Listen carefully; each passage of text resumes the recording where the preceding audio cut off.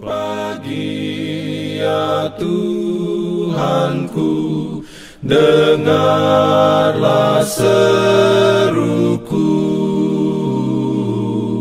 melayang doa yang sungguh, memandang padamu. Salam sejahtera bagi kita semua. Salam, selamat pagi dan selamat hari Sabat. Kami dari Pedersa Rio Media Ministry kembali menyapa saudara-saudara semua dalam program Renungan Pagi. Sebelum lanjut, mari kita berdoa. Ya Tuhan Allah Bapa kami yang di sorga, terpujilah Engkau Tuhan. Tuhan sungguh amat baik dalam kehidupan kami. Kami bersyukur Tuhan sudah bersama-sama dengan kami sepanjang malam kami tidur. Dan kami bangun di pagi hari Sabat yang indah ini dalam keadaan tubuh yang sehat, segar, tidak kurang suatu apa. Ya Tuhan, sebelum kami akan beribadah, berbakti, menyembah Tuhan, kami akan mendengarkan firman Tuhan. Kami mohon Roh Kudus hadir agar dapat menjamah hati dan pikiran kami masing-masing, sehingga iman, pengharapan, dan kasih kami semakin bertumbuh. Ampun salah dan dosa kami, kehendak Tuhan yang jadi. Doa ini kami sembahkan hanya di dalam nama Tuhan Yesus Kristus Juru Selamat kami. Amin.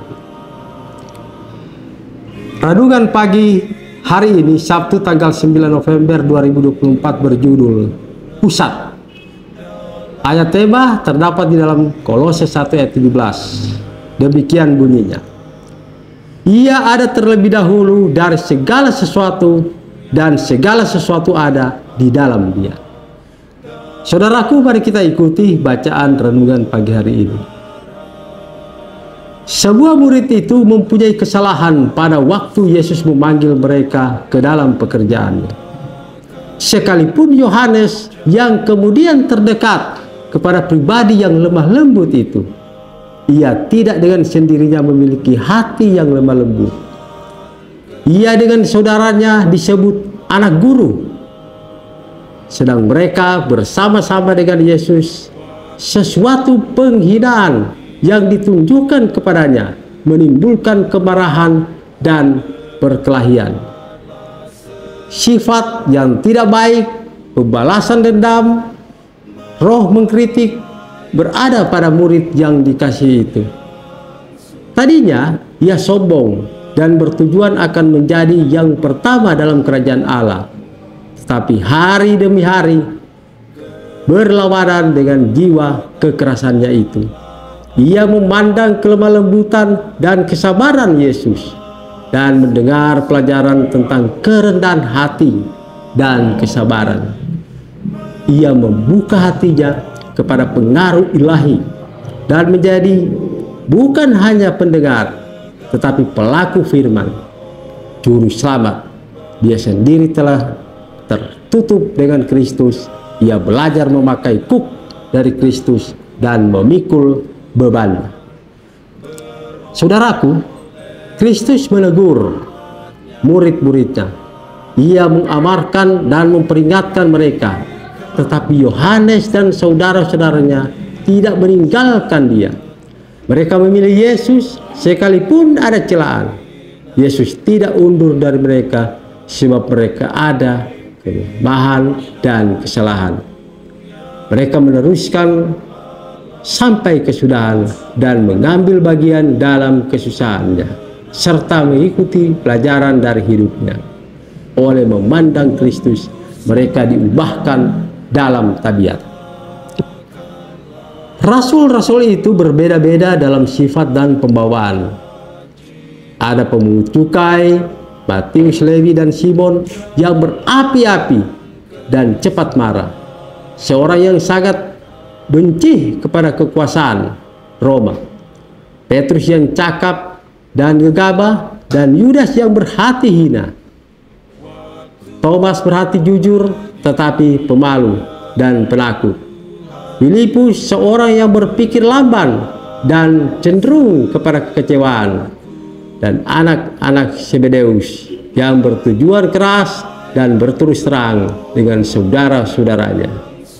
inilah yang dikumpulkan bersama-sama dengan berbagai kesalahan mereka, semuanya dengan warisan dan kecenderungan kepada kejahatan.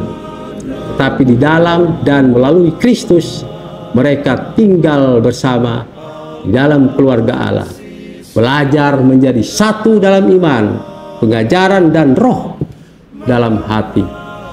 Tak akan ada perselisihan. Kasihnya akan mendorong untuk mengasihi satu dengan yang lain.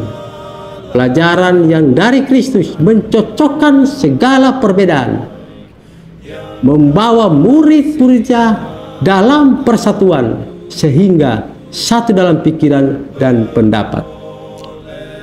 Kristus adalah pusatnya dan mereka akan semakin dekat satu sama lain sementara mereka mendekat pusat itu. Alfa dan Omega jilid 5 halaman 314.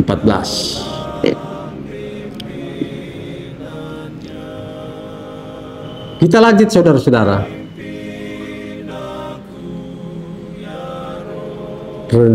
Kita renungkan lebih dalam. Apakah yang berubah dari diri saya sejak saya mulai berjalan bersama Yesus? Apakah keluarga saya memperhatikan perbedaannya? Demikianlah renungan pagi kita hari ini. Tuhan memberkati. Sekali lagi mari kita berdoa. Ya Tuhan Allah, Bapa kami yang di sorga, kembali lagi di hari Sabat Tuhan yang kudus, kami memanjatkan puji syukur kehadirat Tuhan. Kami bersyukur, berterima kasih Tuhan memberikan kesempatan kami untuk kembali mendengarkan, membaca dan merenungkan firman Tuhan. Kami percaya dengan pertolongan Roh Kudus, firman Tuhan itu akan menjamah hati dan pikiran kami masing-masing, sehingga iman, pengharapan, dan kasih kami semakin bertumbuh. Ya Tuhan, di sepanjang hari Sabat Tuhan yang kudus ini, kami menyerahkan ke dalam tangan Tuhan. Sekali lagi, ampun salah dan dosa kami.